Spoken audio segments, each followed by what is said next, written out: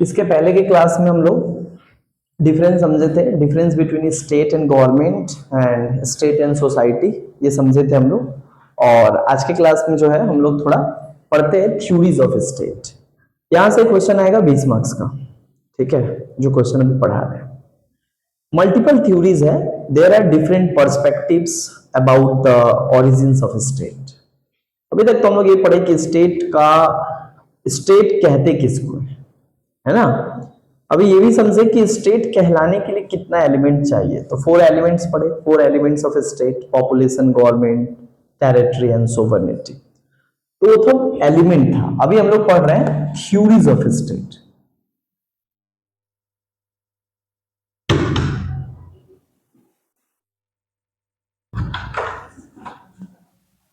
Theories of state. तो यहां पे जो है there are multiple theories of state, जहां पे मल्टीपल थ्योरीज है, जहां पे हम लोग देखेंगे कि अलग अलग थ्योरी, यानी अलग अलग थ्योरी अलग अलग तरीके का पर्सपेक्टिव क्या करता है, देता है about the origins of state. How did state organised, state जो है किस तरीके से ऑर्गेनाइटेड हुआ, इसको लेकर जो है मल्टीपल तरीके का क्या है ओपिनियन है और मल्टीपल तरीके का पर्सपेक्टिव है। सो उन तमाम पर्सपेक्टिव्स को आज समझने की कोशिश करेंगे जो स्टेट्स के उत्पत्ति के बारे में, यानी स्टेट्स के ओरिजिन्स को लेकर जो है वो अपना पर्सपेक्टिव रखते हैं कि स्टेट की उत्पत्ति कैसा हुआ।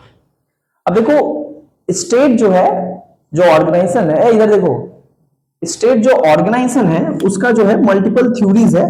There are multiple theories of state. ये थ्योरीज काफी इंपॉर्टेंट है क्योंकि यहां पे समझ में आता है that how state really organised. State जो है सही मायने में जो है किस तरीके से आया, स्टेट का कॉन्सेप्ट और स्टेट का जो ये पूरा का पूरा आइडिया है ये किस तरीके से आया, स्टेट डेवलप्ड कैसे हुआ, how state developed. So there are multiple perspectives and every perspectives defines in a newer way that how state was originated. Her perspective अलग अलग तरीके से डिफाइन करता है कि स्टेट का उत्पत्ति किस तरीके से होता है। सबसे पहला थ्योरी क्या है, जिस थ्योरी को कहा जाता है डिवाइन थ्योरी। पहले ही बताया कि मल्टीपल थ्योरीज है, डिवाइन थ्योरी ऑफ स्टेट। ये भी स्टेट को क्या करता है, एक अलग तरीके से देखता है, एक अलग तरीके से बताता है कि स्टेट का उत्पत्ति कैसे हुई है। इसके अलावा जो है एक और थ्योरी है जिस थ्योरी को कहा जाता है फोर्स थ्योरी। इसके अलावा एक और थ्योरी है social contract theory. Social contract theory एक और थ्योरी है इवोल्यूशनरी थ्योरी।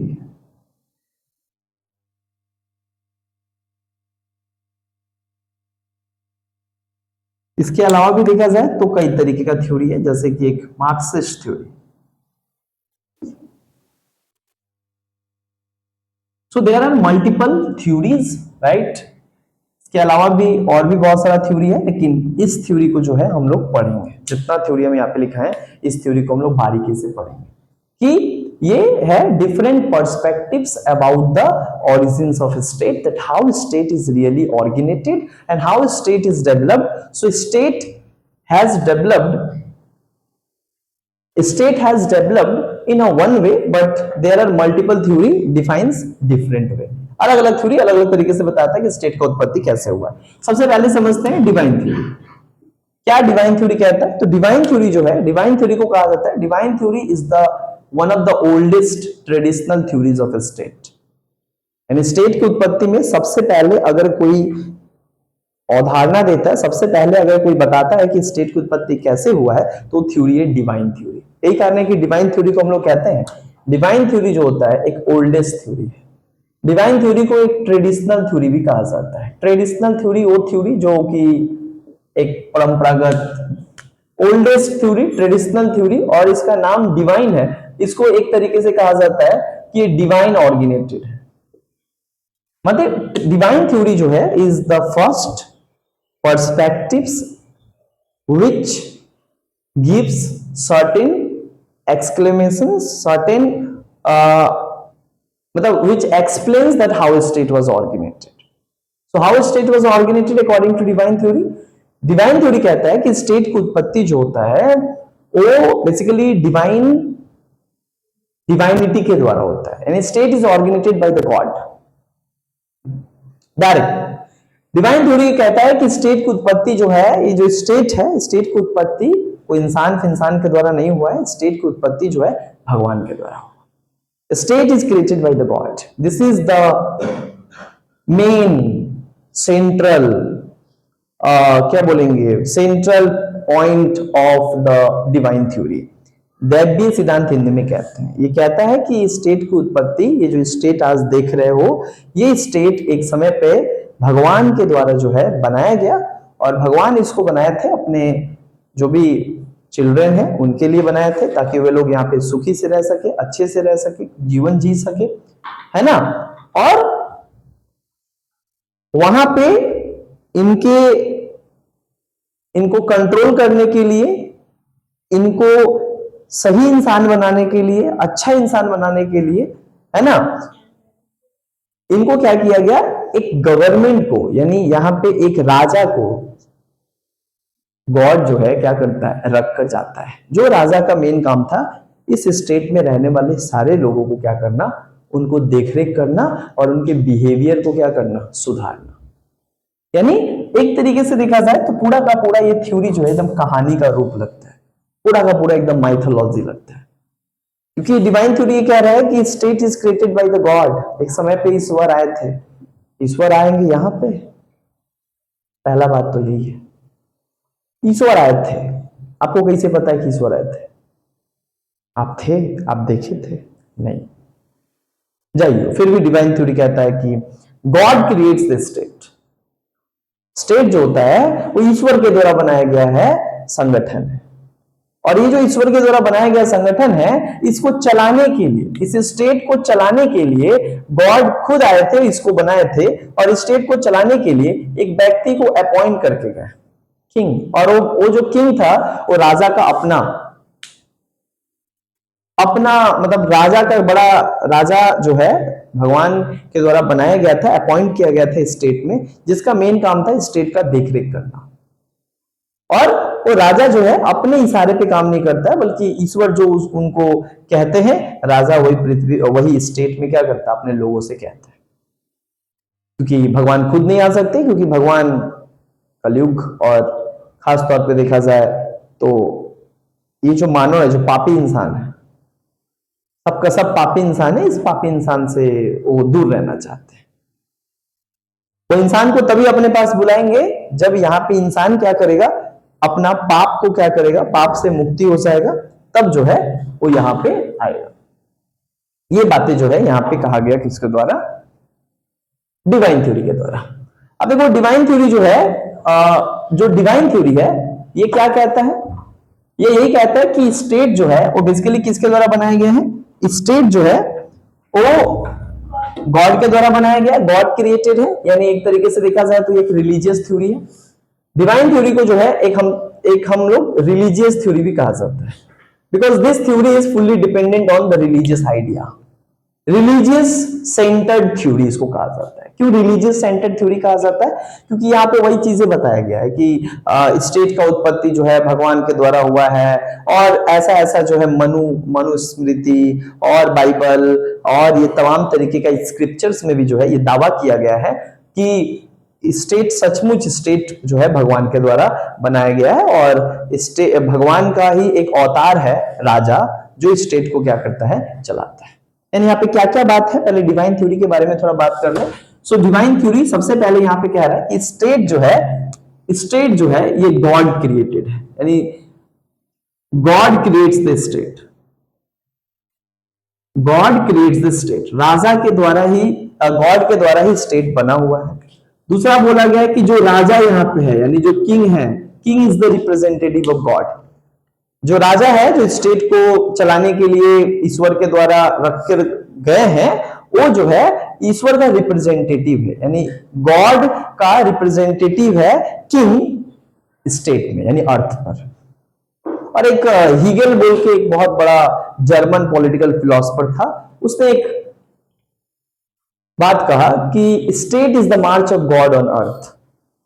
स्टेट जो है is the march of God on earth. पृथ्वी पे एक दिन भगवान खुद आए थे और खुद ही स्टेट को क्या किए थे, बना कर गए थे और अपने लोगों के हाथों में छोड़ के गए थे, जिसको राजा कहते हैं। और राजा का काम होता है राज्य को चलाना, राज्य के लोगों का देखरेख करना और उनके बिहेवियर को सुधारना, ताकि उनको पापी से जो है उनके पाप को मुक्त करवाना, और पाप से जैसे ही व्यक्ति मुक्त हो जाएगा, पूरा एकदम प्योर हो जाएगा, तब उसको जो है हेवन में भेजा जाएगा, यानी तब वो भगवान के पास जाएंगे लोग। बट जब तक नहीं है तब तक वो राजा के अंदर में रहेंगे। यानी एक तो यहाँ पे बोला गया king is the representative of God, यानी किंग को रिप्रेजेंटेटिव भी कहा जाता है, नहीं तो शैडो भी कहा जाता है। किसका, किंग किसका रिप्रेजेंटेटिव था, गॉड का। कहा जाता था कि जो राजा है, अगर राजा का अगर प्रजा, राजा जो है प्रजा, अच्छा, king has the full authority, king has the full authority over citizen. क्या यहाँ पे बोला गया, डिवाइन थ्योरी में कहा गया कि जो राजा को यहाँ पे भगवान के द्वारा अपॉइंट किया गया राज्य को चलाने के लिए, उसके पास असीमित पावर रहेगा, अनलिमिटेड पावर रहेगा। The king can do what ever he और सी वांट टू डू। राजा कुछ भी कर सकता है जो वो चाहता है, वो प्रजा के भलाई के लिए होगा। अगर राजा कुछ भी करता है वो सब मान्य होगा। और क्या बोला गया, अगर उस राज्य का लोग अगर राजा के बातों से सहमत नहीं होते हैं, राजा का अगर बातों का उल्लंघन करते हैं, यानी राजा का बात का उल्लंघन नहीं है, ईश्वर का बात का उल्लंघन है, क्योंकि ईश्वर ही तो उस राजा को वहां पे रख कर गया है, तो ईश्वर के ही तो बातों को सुनकर वो चला रहा है। तो अगर तुम अगर राजा के बातों का उल्लंघन कर रहे हो, तो एक्चुअली राजा का बात नहीं था, राजा तो बस डिसीजन दिया, डिसीजन तो ऊपर से आया था गॉड के तरफ से। यानी देखो यहाँ पे क्या बात किया गया कि अगर राजा के बातों का उल्लंघन अगर प्रजा करता है, तो प्रजा राजा के बातों का उल्लंघन नहीं कर रहा है, वो ईश्वर का बातों का, जेजस का बातों का उल्लंघन कर रहा है। आप बताओ यहाँ पे पहले ही क्या होता है, एक तरीके से रिलीजियस तरीके से जो है लोगों को डोमिनेट करने की कोशिश की गई, और इसके आधार पे राजा को पता था कि मेरा तो कोई कुछ कर ही नहीं सकता है, क्योंकि धर्म से सब डरते हैं, भगवान से सब डरते हैं, और यही कारण है कि राजा जो मन आता था उस तरीके से एक्सप्लॉइट करता था, है ना। राजा को एक्सप्लॉइटेशन पावर किस आधार पे मिल रहा है, रिलीजियस आइडिया। गॉड तुमको पनिश करेगा, अगर हमारे खिलाफ जाओगे तो भगवान तुमको पनिश करेंगे, क्योंकि हमारी ये वाणी हमारी नहीं है, ये वाणी तो भगवान की है, ये तो मेरे से वो बुलवा रहे हैं, हम तो बोलने थोड़ी, हम थोड़ी बुलवा रहे थे, ये तो मेरे से बुलवा रहे थे। उसके अलावा क्या बोल रहे हैं यहाँ पे, king is not accountable to the people of state. राजा जो होगा ऐसा नहीं होगा कि प्रजा के प्रति क्या होगा, अकाउंटेबल होगा। King is only accountable to the god, because kings appointed by the king is appointed by the god, so king is only accountable towards the god, people की तरफ। अकाउंटेबल का मतलब था उत्तरदायित्व। राजा जो कुछ भी करेगा वो गलत है कि सही है, तो राजा को पनिश करने का काम गॉड करेगा, वो गॉड के प्रति अकाउंटेबल है, लोगों के प्रति नहीं। क्यों, क्योंकि लोग थोड़े बनाए राजा को, है ना, लोग थोड़े बनाए उसको। तो यहां पे क्या बोला है डिवाइन थ्योरी में, राजा को पूरा सोल पावर है, पूरा सोवरेन पावर है। King can do whatever he want to do, और उसको कोई चैलेंज नहीं कर सकता, क्योंकि पहले बोल दिया हमको तो भाई, हम तो भगवान का ऑर्डर लेकर हम तुमको दे रहे हैं, तो अगर तुम मेरा उल्लंघन करते हो तो मेरा नहीं बल्कि भगवान का करते हो, तो कोई अब करेगा नहीं, है ना। और इस आधार पे क्या करते थे ये लोग, चलाते थे और कहते थे कि इस तरीके से जो है स्टेट का निर्माण हुआ, जहां पे राजा आ गया और राजा स्टेट को पूरा चलाने लगा। और राजा का मेन काम क्या था, राजा का मेन काम था लोगों के बिहेवियर को, लोगों को प्रोटेक्ट करना, लोगों के बिहेवियर को सुधारना, ताकि जब वो सुधर जाएंगे तो उसके बाद उनको बुलाया जाएगा हेवन ऑफ स्टेट में। यानी दो किंगडम का बात किया गया यहाँ पे, एक जहां पे अभी प्योर नहीं, इम्प्योर है, मतलब the children of God, they are not pure, they are impure, their spirits, their soul are not good। तो जब तक गुड नहीं हो जा रहा है, इसीलिए गुड करने के लिए स्टेट बनाए हैं, ताकि वहां पे सबके बिहेवियर को सुधारा जाएगा, जिससे सुधर जाएंगे तो उसके बाद वहां बुलाया जाएगा, है ना। तो इस तरीके से क्या होता है, यहाँ पे स्टेट का कॉन्सेप्ट आया। इन स्टेट कैसे आया, तो डिवाइन थ्योरी के अनुसार माना जाए तो स्टेट की उत्पत्ति जो है गॉड के द्वारा हुआ, इसलिए इसको कहा जाता है गॉड ओरिएंटेड थ्योरी, है ना। हालांकि ऐसा कोई बात नहीं, इसका बहुत क्रिटिसिज्म है, देयर इज नो फैक्ट्स, कोई फैक्ट्स नहीं इसका। ये थ्योरी जो है बोलने में अच्छा लगता है, सुनने में भी अच्छा लगता है, लेकिन इसका रियलिटी से कोई क्या मैच नहीं है, कौन जानता था भगवान कब आए थे? कौन देखा है भगवान को? हाँ, भगवान आएंगे तुम्हारे लिए स्टेट बनाएंगे? हाँ, भगवान क्यों आएंगे? हाँ, तो ये बहुत तरीके का क्वेश्चन है। एक तो हिस्टोरिकली भी क्या है, हिस्टोरिकली भी देखा जाए तो इतिहास में कहीं पे भी इस तरीके का जिक्र नहीं है, जिक्र नहीं मिलता है, कोई पाया नहीं जाता है। तो ये साइंटिफिकली क्या है? ये साइंटिफिक एक थ्योरी नहीं है, रिलीजियस थ्योरी है, which is based on mythology, which is based on imagination. It's all about the imagination.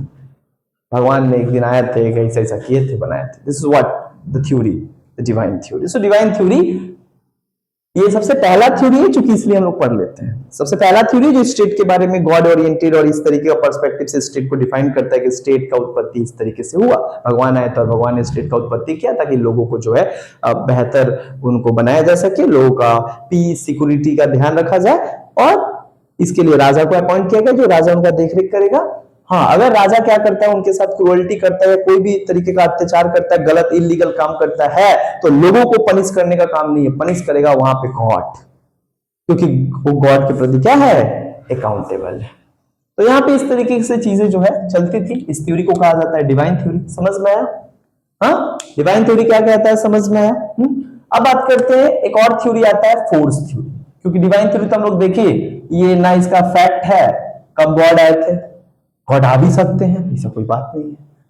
दूसरा, हिस्टोरिकली देखा जाए, इतिहास में कहीं पे भी इसका कोई एविडेंस नहीं, इतिहास में इसका कोई स्पेस नहीं है, यानी कभी ऐसा नहीं देखा गया कि इतिहास में कि गॉड आकर बनाए थे और ये सब कुछ हुआ था। तो हिस्ट्री जो है डायरेक्ट क्लैरिफाई करता है कि भैया ऐसा कोई घटना घटित नहीं हुआ था।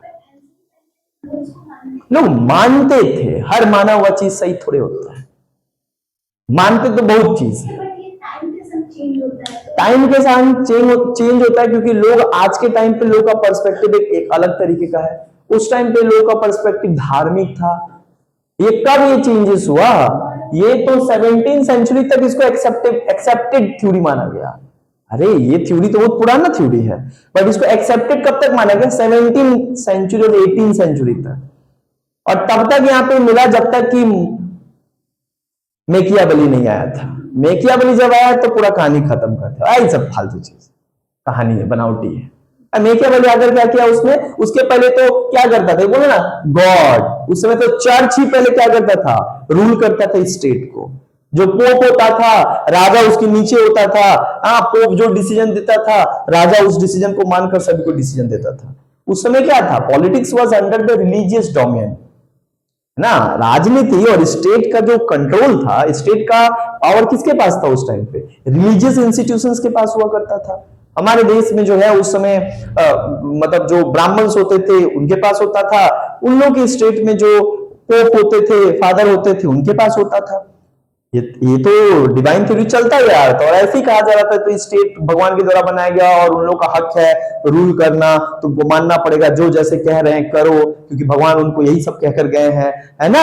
तो तुम उनके खिलाफ जा रहे हो, मतलब तुम भगवान के खिलाफ जा रहे हो, सोचो तुमको कभी माफ नहीं किया जाएगा, तेल में तले जाओगे, तमाम तमाम तमाम तमाम बात बताया जाता था। लोग इसको फॉलो करते थे अंधाधुंध ब्लाइंडली। लेकिन उस टाइम तो ये सब बात करता हूं कि इसमें तो बहुत सारे लोग बताते हैं ये, हाँ मतलब फैक्ट नहीं है। देखो कौन बताएगा, जो कुलीन परिवार है, जो पोप है, वो तो इस तरीके से धार्मिक तरीकों को प्रमोट कर रहा है कि वहां पे लोग ब्लाइंडली सपोर्ट करते। देखो, religious things can not be question by the common people. Common people can understand everything. उस समय लिटरेसी थोड़े था, और उस समय लिटरेसी था भी तो लोअर क्लास और कॉमन पीपल को थोड़ी दी जाती थी, है ना। ये बातें कब उठना शुरू हुआ? जब रेनेसां आया, जब इनलाइटनमेंट आया, जब यूरोप में क्या होता है, चर्च सिस्टम के खिलाफ बगावत शुरू होता है। बगावत कब शुरू होता है? जब थोड़ा बहुत पढ़ाई लिखाई आ जाता है। बगावत कौन शुरू करता है? मार्टिन लूथर, है ना, रॉबर्ट कैल्विन, ये लोग बगावत शुरू करते हैं। तो बगावत तब शुरू होता है जब थोड़ा कुछ समाज के लोग, शिक्षित लोग पढ़ लिख लिए, और जब पढ़े लिख लिए तो जब वो जानने लगे और पढ़ने लगे तो रेशनैलिटी उनके अंदर आने लगी, ऐसा चीज थोड़ी हो सकता है। और जब वो देखते ही ऐसा चीज है तो ठीक है, बाइबल पढ़े, बोल रहा है लोग हर समय बार बात करता था ये सब बाइबल में कहा गया है, बाइबल इसका सोर्स है, नहीं बता रहे हैं Jesus. Bible is the source of the divine theory, manuscript is the source of divine theory. बाद में जब देखा गया ऐसा कुछ बातें नहीं, मतलब क्या होता है, ये लोग झूठ बनाए। अरे देखो, 10 वो धार्मिक चीज बात किया गया है ना, तो 11वां हम अपने से जोड़ दिए तो लोग देखने नहीं आएंगे कि 11वां, उसको लगा हाँ 10 बात तो जीसस का है, तो ये भी बात उनका ही होगा, है ना। 10 बात हम उनका बोले, एक बार हम अपना जोड़ दिए, तुमको भी नहीं समझ में आएगा कि हम अपना बात बोले कि उनका बात बोले। तो वही समझ, देखो ये नॉर्मल चीज है, बेसिक चीज है, तो लोग उतना माइंड नहीं करते, उसमें उतना रेशनैलिटी नहीं था, हर चीज को क्वेश्चनिंग करवाना सिखाया ना, क्वेश्चनिंग तो करवाना सिखाया गया कि भैया क्वेश्चन पूछो, वो चाहे रैन से दांते हो, चाहे बड़े बड़े जो स्कॉलर्स है उन्होंने क्वेश्चनिंग करना सिखाया, सॉक्रेट्स हो, क्वेश्चन करो ना, आप जब तक सेटिस्फाइड नहीं हो रहे हो तब तक क्वेश्चन करो, और क्वेश्चन एक ऐसा चीज है जो आपको ट्रू नॉलेज देगा, है ना। बाकी संसार में गलत नॉलेज का तो भंडार है, और ये एक ही चीज है आपका माइंड, क्वेश्चनिंग एटीट्यूड, जो आपको सही आंसर दिला सकता है। आप जितना ज्यादा यूज करोगे फायदे में रहोगे। Force theory. अब ना समय के साथ एक और थ्योरी आता है, फोर्स थ्योरी। अब बात आता है कि फोर्स थ्योरी क्या है। इधर देखो, फोर्स थ्योरी क्या है। डिवाइन थ्योरी तो समझ में आएंगे, divine theory is basically based on the God centric theory है। इसको जो है एक्सेप्ट नहीं किया गया 17th सेंचुरी में, जब सोशल कॉन्टेक्ट थ्योरी वगैरह आया तो ये खत्म हो गया। क्यों? क्योंकि मेकियावेली वहां पे कहने लगा, क्योंकि मेकियावेली तो सेपरेट कर दिया ना, separation of religion from politics, मतलब सेपरेशन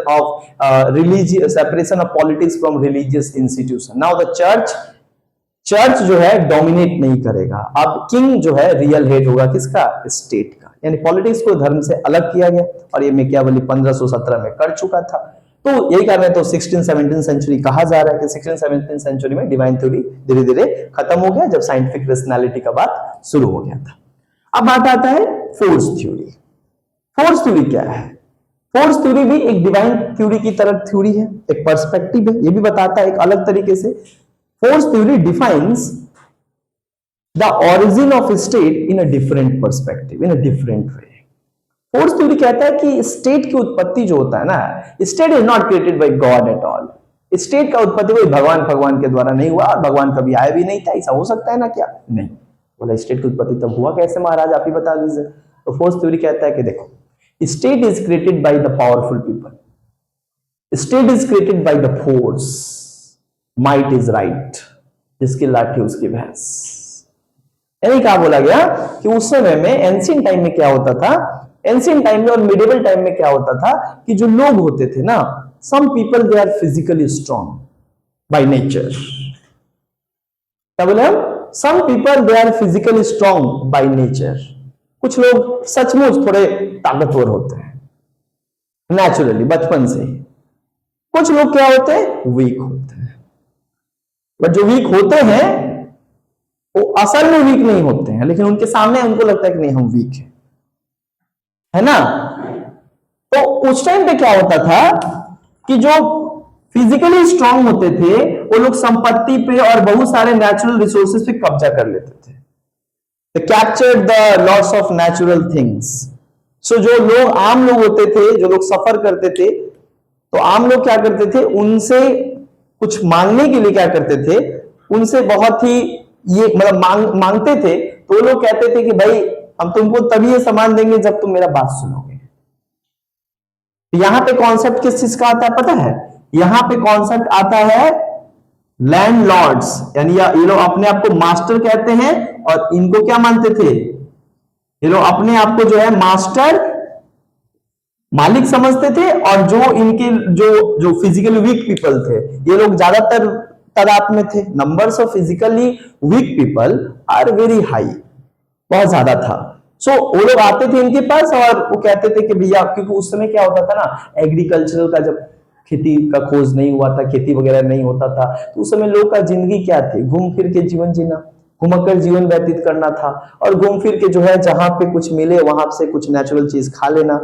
तो अब जो फिजिकली वीक पीपल है वो लोग तो जा रहे हैं, बट देख रहे हैं कि वो जो फिजिकली स्ट्रांग पीपल है वो कैप्चर किए हुए हैं मोस्ट ऑफ द रिसोर्सेज। तो ज्यादातर रिसोर्सेज जब वो कैप्चर किए हैं तो उनके पास जा रहे, बोला ये मेरा है, तुम नहीं ले सकते।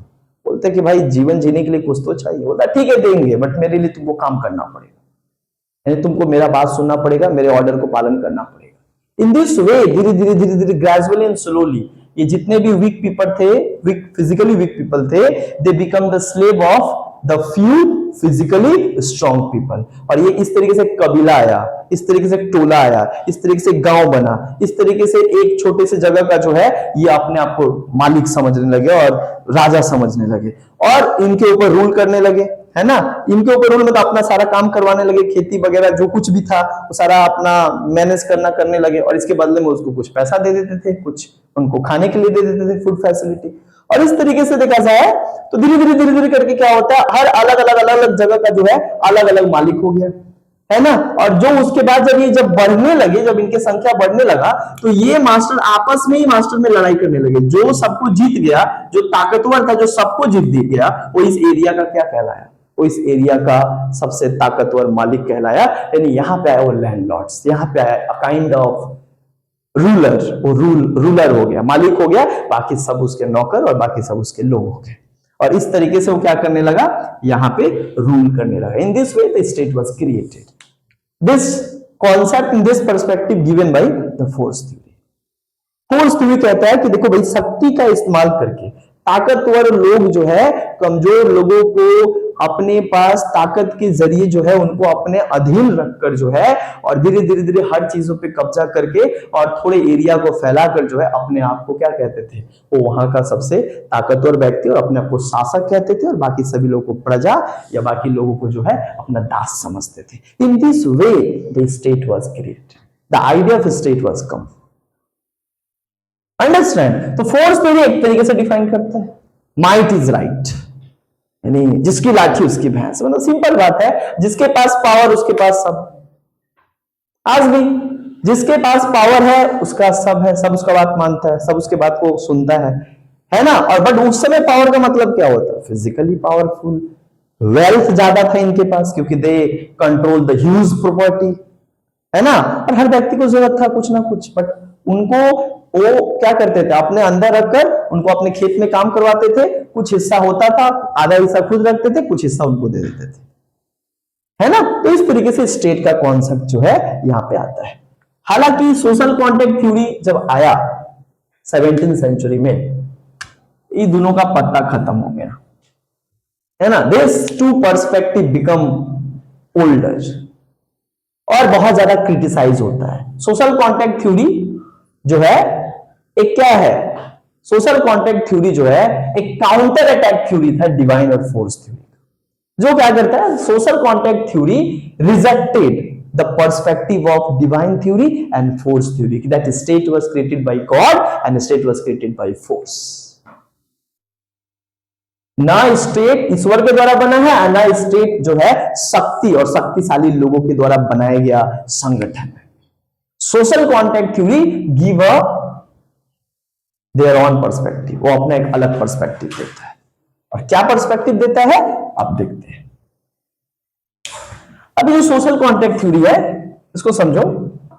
ये जो सोशल कॉन्ट्रैक्ट थ्योरी है, ये सोशल कॉन्ट्रैक्ट थ्योरी को जो है 3 लोगों ने दिया। सोशल कॉन्ट्रैक्ट थ्योरी यानी the whole idea of the social contract theory about the origin and development of a state were given by 3 scholars, 3 scholars के द्वारा दिया गया। एक व्यक्ति का नाम था थॉमस हॉब्स, एक व्यक्ति का नाम था जॉन लॉक और एक व्यक्ति का नाम था रूस। ये पढ़ लिया ना, medieval and modern political thought, modern western political thought complete. 3 लोग बाबा इंसान, इसी के ऊपर आगे का सब कुछ है। अब जितना कुछ पढ़ोगे ना सब इसी चीज पे आएगा। ये 3 तो बेस है। These 3 scholars and philosophers are the base of Western political thought. यानी पश्चिम के पर्सपेक्टिव को समझना है कि how the western perspective was, यानी पश्चिमी पर्सपेक्टिव क्या है हर चीजों पे। तो ये 3 लोग का नाम आता है। इन 3 लोगों का पर्सपेक्टिव समझोगे almost western political thought complete हो जाएगा। सुनो, अब बात आता है थॉमस हॉब्स। अच्छा, 3 अलग अलग स्कॉलर्स मिलकर ये सोशल कॉन्ट्रैक्ट थ्योरी देता है। क्यों ये तीनों सोशल कॉन्ट्रैक्ट थ्योरी के एक्सपोनेंट कहलाते हैं? क्योंकि तीनों का बात एक ही जगह पे जाके खत्म होता है। क्या? तो यही कि state is not created by the God और force, state is created by the contract, state is contract by the people through contract, through agreement. यानी स्टेट का उत्पत्ति जो है भगवान और शक्ति के द्वारा नहीं हुआ है। सोशल कॉन्ट्रैक्ट के अनुसार स्टेट की उत्पत्ति सारे लोग ही मिलकर करते हैं एग्रीमेंट के थ्रू। एग्रीमेंट मतलब कॉन्ट्रैक्ट के थ्रू, आपस में मिलकर बैठकर बातचीत करके उन्होंने क्या करता है, एक राज्य बनाया, एक सरकार बनाया जो उनका देखरेख करेगा, जो उनको प्रोटेक्ट करेगा, जो उनको प्रोटेक्शन देगा, जो उनको सिक्योरिटी देगा, जो उनके बेसिक नीड्स को पूरा करेगा। और इस तरीके से आया कॉन्सेप्ट स्टेट का। ये बात कौन कहता है? ये बात कहता है सोशल कॉन्ट्रैक्ट थ्योरी। बट तीनों स्कॉलर्स मानते हैं कि कॉन्ट्रैक्ट के थ्रू ही स्टेट का उत्पत्ति हुआ है, यानी state is created through contract, but the way contract has awkward it has a different perspective given by the three scholar. मतलब ये तीनों ही कॉन्ट्रैक्ट के थ्रू स्टेट बना है, ये तीन बात पे सब विश्वास करते हैं, लेकिन the way contract has done it is different from one scholar to another. But contract कैसे हुआ, क्या रीजन था, करना क्यों पड़ा, इस बात को लेकर अलग अलग ये लोग क्या करते हैं, मत रखते, अलग अलग पर्सपेक्टिव रखते, अलग अलग तरीका बताते। इस तरीका को पढ़ना बड़ा इंपॉर्टेंट। थॉमस हॉब्स पहला स्कॉलर। थॉमस हॉब्स के बारे में बताया जाए तो इंग्लिश पॉलिटिकल फिलोसफर है, इंग्लिश पॉलिटिकल फिलोसफर। अब इंग्लिश पॉलिटिकल फिलोसफर मतलब इंग्लैंड का, सिंपल बात है। He was an English political philosopher. He was a renowned political philosopher. 17th century का महान इंसान था थॉमस हॉब्स। थॉमस हॉब्स को तुम कितना भी गाली देते हो, लेकिन नेचर ऑफ स्टेट के बारे, नेचर ऑफ ह्यूमन बीइंग के बारे में ना ये बहुत बड़ा बात बोल के गया था। और आज भी नेचर ऑफ ह्यूमन बीइंग के बातों को जो है समझा जाता है, काफी ज्यादा लोग इस बात पर विश्वास करते हैं। पर थॉमस हॉब्स ना ऐसा बात नहीं था कि अकेले आया था सारा ज्ञान लेके। थॉमस हॉब्स ना एक व्यक्ति से बहुत प्रभावित था, मैकियावेली के आइडिया, मैकियावेली के स्टेट्स आइडियाज, और उसके ही आइडिया को लेकर आया Thomas Hobbes. Thomas Hobbes is inspired from Machiavelli. Machiavelli कौन था? एक इटालियन फिलोसफर। एक बुक लिखा था द प्रिंस, खतरनाक बुक था, खतरनाक बुक था द प्रिंस। और इस थॉमस हॉब्स जो था इंग्लिश पॉलिटिकल फिलोसफर, ये स्टेट का उत्पत्ति के बारे में बताता है कि कॉन्ट्रैक्ट के थ्रू हुआ, कैसे होता है इसके लेकर वो एक बुक लिखा था, जिस बुक का नाम था द लेवियाथन। प्रॉपर याद करना पड़ेगा, हाँ, खाली लेवियाथन नहीं, द लेवियाथन। द लेवियाथन ये बुक लिखा गया था 1651 में। क्या बताएं हम? Thomas Hobbes was an English political philosopher and he explained the state, how state was created in his famous book The Leviathan. And The Leviathan, which was published in 1651. And in this book he tried to express their view, he tried to express their perspective about the state. ये Leviathan book में वो क्या कहता है? पहला बात कहता है, सुनोगे, पहला बात कहता है nature of human being, nature of human being. सबसे पहले बात कहते हैं कि देखो, आप स्टेट का उत्पत्ति क्यों हुआ ना, इसको जानने से इंपॉर्टेंट है स्टेट में रहने वाले लोगों का नेचर। बोला नेचर ऑफ ह्यूमन बीइंग क्या है? So according to Thomas Hobbes the nature of human being was brutish. Nature of human being was selfish. Nature of human being was nasty and anarchic. बोला कुल मिलाकर बताया जाए तो nature of human being को ये किस तरीके से दर्शाता है? बोलता है इंसान का जो नेचर है ना, इंसान का जो नेचर है वो सेल्फिश होता है। दूसरा बात क्या बताता है पता है? सेल्फिश के साथ साथ क्या होता है? वो नेस्टी होता है, नेस्टी। सेल्फिश के उसके नेस्टी के साथ साथ पता है क्या बताया? बोला कि जो इंसान का जो लाइफ है ना वो स्मॉल होता है। यानी स्मॉल कहने का मतलब होता है बहुत स्मॉल, मतलब बहुत कम दिनों का होता है, स्मॉल ड्यूरेशन का होता है। बता रहे नेस्टी का मतलब क्या होता है? नेस्टी का मतलब होता है काइंड ऑफ झगड़ालू, क्वेरल। नेस्टी का मतलब होता है बर्बरता, बर्बर, अत्याचारी, मारपीट करने वाला, झगड़ा करने वाला, है ना। सुनो सुनो, तो यहाँ पे सेल्फिश बोला, यहाँ पे नेस्टी बोला, यहाँ पे स्मॉल बोला, और दूसरा बात यहाँ पे क्या बोला? Power hungry. क्या बोला?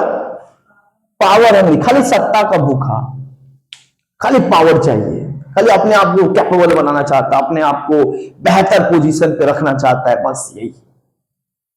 और इसके लिए जो कुछ पॉसिबल हो जाए, ये तमाम चीज को अचीव करने के लिए, पावर को अचीव करने के लिए वो जो कुछ भी कर सकता है वो सब करता है। अ पर्सन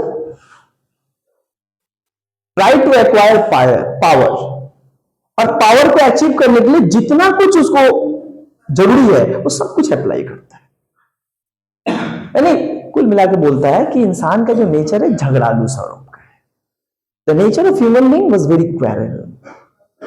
अब एक इंसान हमेशा जो है झगड़ा झगड़ा करना, उसका क्या नेचर है, प्रकृति है। You can't change the nature, है ना।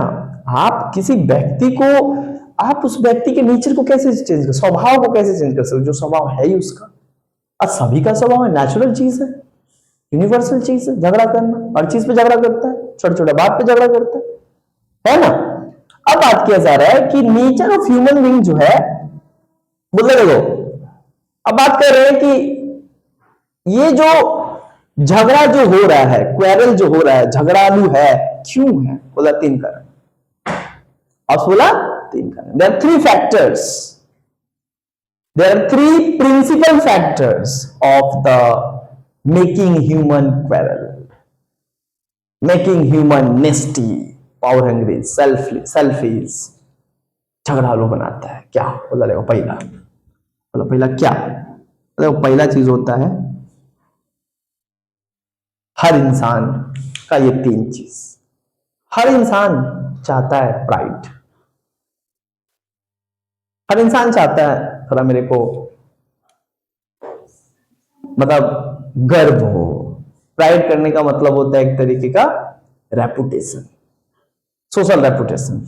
लोग मेरे को इज्जत करे, लोग आए मेरे बारे में बात करे, 4 बात करे, 10 बात करे। हाँ, हर इंसान चाहता है। दूसरा बात बोला क्या? बोला देखो, प्राइड और रेपुटेशन। प्राइड और रेपुटेशन। दूसरा इंसान क्या चाहता है पता है? बोला क्या? प्राइड दूसरा बोलता है सेफ्टी, जिसको वो कहता है सिक्योरिटी। सेफ्टी, सिक्योरिटी या स्टेबिलिटी चाहता है। हर व्यक्ति चाहता है स्टेबिलिटी। और तीसरा चीज पता है क्या है? तीसरा चीज क्या पता है? एक तो प्राइड, एक तो सेफ्टी सिक्योरिटी, और एक तीसरा चीज क्या है? तीसरा चीज है कंपटीशन।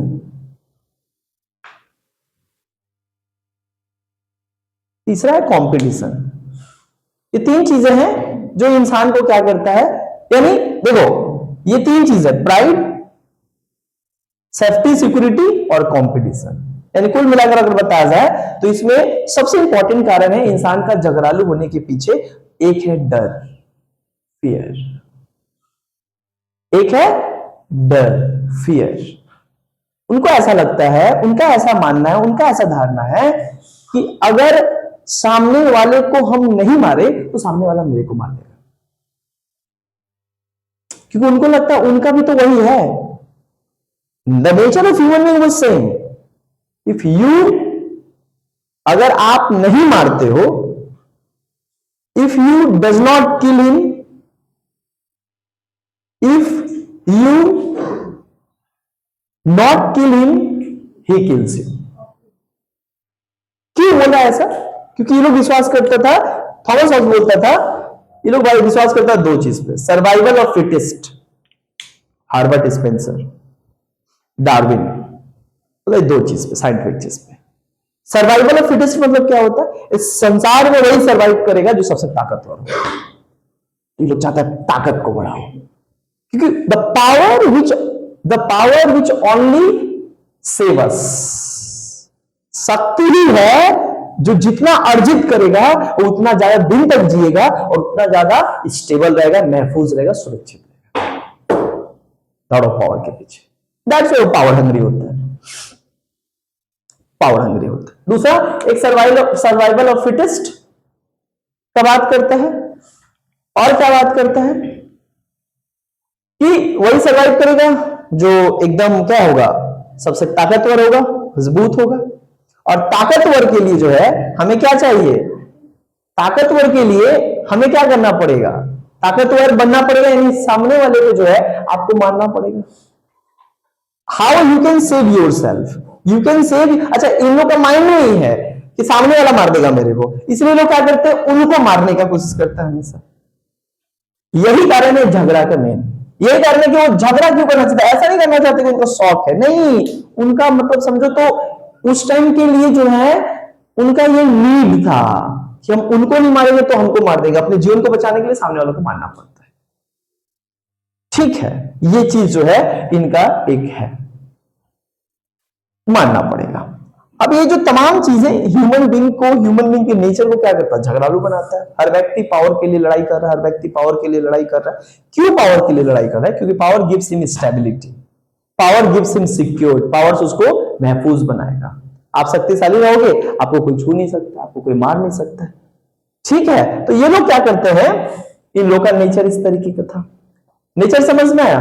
थॉमस हॉब्स क्या नेचर कहता था ह्यूमन बीइंग का। अब नेचर के बाद दूसरा बात करता था, बोला nature of state, nature of state. अच्छा, ये नेचर ऑफ स्टेट किसको कहा जा रहा है, before the creation of state where people lives before the creation of state in nature of state, यानी स्टेट आने से पहले कैसा था, pre condition of the creation of state, यानी स्टेट के बनने से पहले का कंडीशन कैसा था। स्टेट तो ये लोग बोला कि सोशल कॉन्टेक्ट से बना था, बट जब स्टेट नहीं था तो कैसा था। नेचर ऑफ, देखो उस टाइम पे जो स्टेट हुआ करता था बहुत छोटा स्टेट हुआ करता था, और उस टाइम पे ऐसा कोई तुम नहीं देखोगे कि कोई स्टेट है, ऐसा कोई नहीं था कोई स्टेट है। ट्रीटी ऑफ वेस्टफेलिया होता है, कब पता है? ट्रीटी ऑफ वेस्टफेलिया जो होता है 1849 के टाइम पे क्या होता है, यानी 1649 ऐसे समथिंग के टाइम पे जो है वेस्टफेलिया होता है। तो वेस्टफेलिया के बाद से ही समझ में आ रहा है मॉडर्न स्टेट का उत्पत्ति। तो नेचर ऑफ स्टेट यहां पे बताया जा रहा है कि before the creation of state what was the condition, यानी स्टेट की उत्पत्ति होने से पहले का कंडीशन कैसा था। अब देखो ये दो बात कहते हैं कि स्टेट के ऐसे में जब स्टेट नहीं था तो कैसे थे लोग, कैसे रहते थे। थॉमस हॉब्स डायरेक्ट कहता है कि nature of state was pre political and pre social. क्या बोला ये कि स्टेट की उत्पत्ति से पहले जो लोग हैं, स्टेट की उत्पत्ति से पहले ना समाज होता था और ना कोई पॉलिटिकल इंस्टीट्यूशंस होता था। प्री पॉलिटिकल का मतलब क्या होता है, there was no political authority who will guide, who will rule the people, who will rule the community of people. यानी स्टेट की उत्पत्ति से पहले कोई भी पॉलिटिकल अथॉरिटी नहीं हुआ करता था, कोई अथॉरिटी नहीं होता था। दूसरा क्या बोला, प्री सोशल, अरे समाज ही नहीं होता था तो अथॉरिटी छोड़े दो। बोलता था स्टेट की उत्पत्ति से पहले लोग ना समाज में रहते थे, ना समाज था और ना कोई राजनीतिक अथॉरिटी था। There was no political authority and there was no social organisation. ना सामाजिक संगठन था और ना कोई पॉलिटिकल यानी राजनीतिक संगठन था। तो ये कहता कहां रहते थे, बोलते हैं ऐसे ही रहते थे, ऐसे ही रहते थे। They lives freely because no one has authority to control their behavior और neither society, समाज में नहीं था और ना कोई अथॉरिटी था जो उनके बिहेवियर को कंट्रोल करेगा। तो उनका डिजायर बढ़ते गया, कोई रोकने वाला नहीं था। जो उनको मन में आता था वो करते थे। कोई मेरे को बोलने वाला रहेगा तो आज लॉ है, हम जो मन में आएगा नहीं कर सकते, हम कुछ करेंगे फंस जाएंगे। लेकिन उस टाइम तो ऑथोरिटी ही नहीं था, तो लॉ कहां से आएगा? कोई था ही नहीं रोकने वाला। तो बस लोग क्या करते थे, तो बोलते थे नेचर ऑफ स्टेट कैसा था, बोलते थे परपीचुअल वॉर होता था। परपीचुअल वॉर होता था। What is the meaning of परपीचुअल war? Continuous war.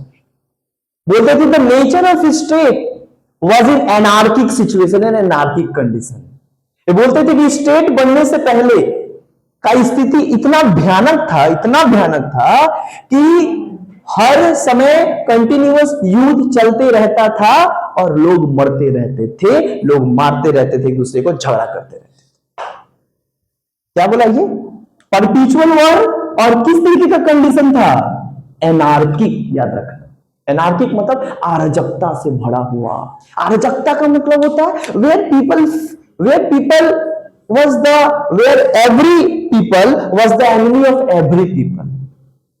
अच्छा, यहां पे क्या बताया जा रहा है कि जो एक तो परपीचुअल वॉर चलता था, यानी रोज युद्ध होता था, लगातार युद्ध चलता था, कभी पीस नहीं होता था। There was no peace. People fought with everyone fought with everyone। हर व्यक्ति के साथ लड़ाई करता था। अब बोलता हर व्यक्ति क्योंकि जानता था ना कि उसको हम नहीं मारेंगे तो हम मारा जाएंगे, तो सब लड़ाई करते थे। अब यहां पे बोला गया सब लड़ाई करते थे, कुछ तो होगा जिसके अंदर जो लड़ाई नहीं करता होगा। थॉमस अब बोला कि हाँ, कुछ लोग होते थे जो लड़ाई नहीं करते थे। Some people, they are very innocent, they does not have the quarrel attitude, but the condition and the circumstances compelled him and her to fight for their life, to fight for their security। क्योंकि उसमें कुछ था ही नहीं ना, मार देगा तो आपको तो लड़ना पड़ेगा ना। आप लड़ो, जीतोगे तो जीओगे, और नहीं लड़ोगे तो ऐसे खत्म हो जाओगे, मारे जाओगे। शॉर्टर लाइफ होता था, people lives in shorter life, बहुत कम दिन का जीवन होता था क्योंकि लगातार युद्ध चलता था। एनार्किक कंडीशन होता था, ब्रूटिश सिचुएशंस होता था, हर जगह मारा मारी, काटा काटी, हर जगह क्या हो रहा था, चल रहा था। मतलब ये कहते हैं The situations was very dangerous and war like situation। मतलब युद्ध जैसा माहौल, यानी युद्ध जैसा बैटल फील्ड चल रहा था। वहां पर हर व्यक्ति एक दूसरे के क्या है, खून का प्यासा है और मार धार कर रहा है। तो ये बोल रहे हैं कि स्थिति बहुत बदतर थी, इतनी बदतर थी कि जो वीक पीपल होते थे वो बहुत ही ज्यादा जो है सफर करते थे। पीस नहीं था, शांति नहीं था। क्या होगा? कोई हैप्पीनेस नहीं था, कोई खुशी नहीं था। तो एंशिएंट मिडिवल दोनों का बात किया जा रहा है। थॉमस हॉब्स मिडिवल का थोड़ी बात कर रहे हैं। थॉमस हॉब्स तो खुद मिडिवल टाइम के हैं, तो मिडिवल का ही बात कर रहे हैं, उस टाइम की बात कर रहे हैं।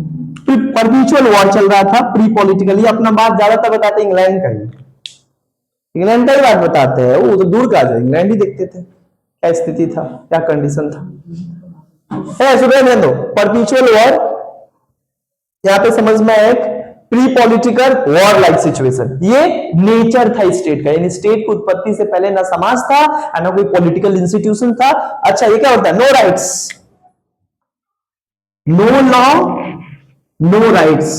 लोग के पास ना कुछ अधिकार था ना कोई कानून था। अरे कानून तब ना रहेगा जब कोई संगठन रहेगा, पॉलिटिकल इंस्टीट्यूशंस रहेगा तब ना, समाज रहेगा तब ना। समाज ही नहीं था तो कानून का कहां से बात करेंगे? देयर वाज नो लॉ और even there was no rights of the people. लोग के पास कुछ अधिकार भी नहीं होता था। अधिकार होता नहीं था, अपने आप को अधिकार छीनना पड़ता था, लड़ना पड़ता था। तो बताते कि ठीक है, चलो मान लेते हैं। अब बोलते तो फिर कॉन्ट्रैक्ट कैसे होता है? आप देखो यहां पे बात करते हैं सोशल कॉन्ट्रैक्ट। तो बोलते हैं कॉन्ट्रैक्ट फिर कैसे होता है, यानी फिर स्टेट कैसे बनता है? झगड़ा हो रहा है, ये सब कुछ हो रहा है, तो फिर स्टेट अचानक से कैसे बना? बोला अचानक से नहीं बना। थॉमस बताते हैं कि state was not come suddenly, state has not created suddenly. अचानक स्टेट नहीं बना। ये रोज जो होता था प्री नेचर ऑफ स्टेट में, कोई सोसाइटी, कोई ऑर्गेनाइजेशन नहीं होता था, पॉलिटिकल इंस्टीट्यूशन। ऐसा होने के बाद, काफी लंबे समय तक युद्ध चलने के बाद, most of the people they come together in the things कि हम लोग आपस में लड़ रहे हैं और आपस में लड़ के खत्म हो जा रहे हैं, मर जा रहे हैं। ऐसा चलता रहेगा तो कितना दिन हम लोग यहां पे एग्जिस्ट करेंगे? क्योंकि हम लोग तो लड़ाई अपने साथ कर रहे हैं, सबके साथ कर रहे हैं। ना हमारा कोई राइट्स है, ना हमारा कोई प्रॉपर्टी है, ना कोई ठीक है कि आज जिएंगे कि कल नहीं जिएंगे। स्थिति इतना भयानक, इनसिक्योरिटी इतना हो गया था। सो वेन पीपल, जब वो ज्यादा स्थिति बदतर हो गई थी, तो लोग आपस में आते हैं, थोड़ा कंसाइंस बिल्ड होता है उनके अंदर, तो आपस में आते हैं और आकर क्या करते हैं, दे मेड अ कॉन्ट्रैक्ट। आपस में आकर बैठते हैं, they come together and surrender their all power. अब कहते हैं हम किसी को मारेंगे नहीं, हम किसी को काटेंगे नहीं, हम कुछ नहीं करेंगे। We surrender the power to the person of, to the one person और द असेंबली ऑफ मैन। यानी यहां पे सारे लोग आपस में आते हैं, आपस में बैठते हैं और बातचीत करते हैं कि हम लोग क्या करते हैं, ऐसे ही अगर रहेगा तो कितना दिन ही हम लोग जिएंगे शांति से, शांति चाहिए। तो शांति के लिए क्या किए, सारे लोगों को जो है बुलाते हैं और बुलाने के बाद क्या करते हैं, आपस में कॉन्ट्रैक्ट करते हैं। आपस में कॉन्ट्रैक्ट करते हैं और कॉन्ट्रैक्ट करके वो क्या करते हैं, एक व्यक्ति को अपने में से जो थोड़ा फिजिकली स्ट्रांग था, जो थोड़ा मेंटली स्ट्रांग था, उनको वो लोग अपना सारा पावर सरेंडर कर देते हैं। ध्यान देना, they come together and they realise that कि if it was going on, अगर ये चीजें चलती रहेंगी, so it actually destroy the whole life, it actually destroy the whole human beings, human civilization.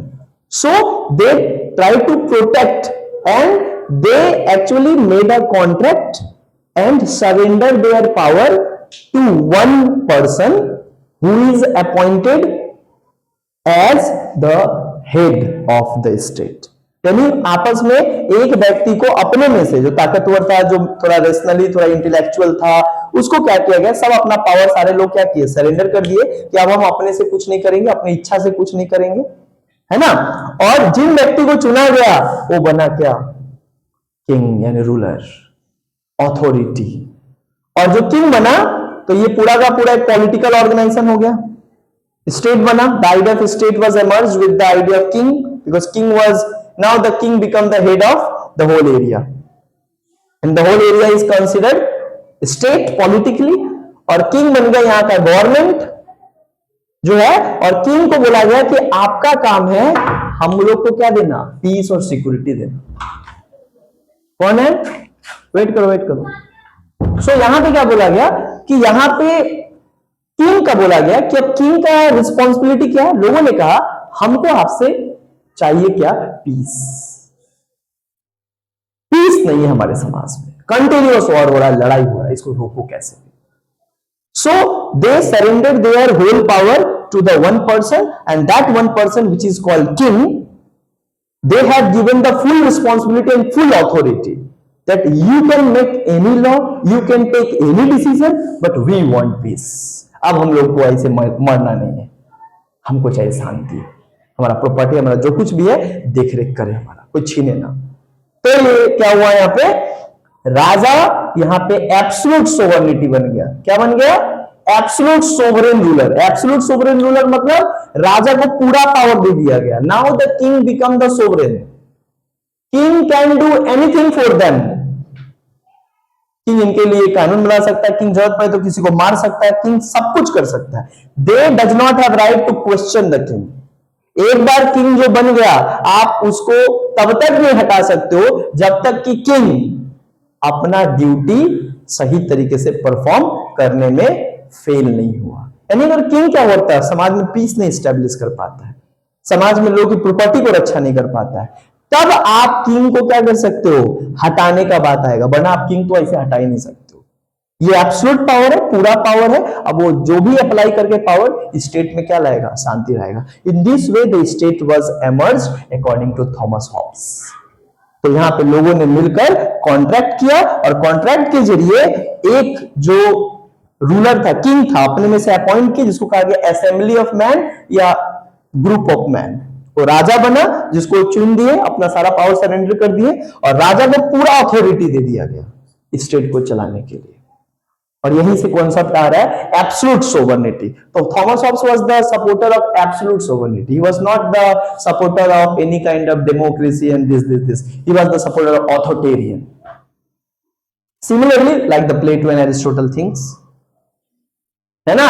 देखो Aristotle and Plato was not the believer of social contract theory, social contract theory में विश्वास नहीं करते एरिस्टोटल और प्लेटो। ये लोग बोलते हैं स्टेट का निर्माण इस सबसे नहीं हुआ है, कॉन्ट्रैक्ट के जरिए नहीं हुआ है।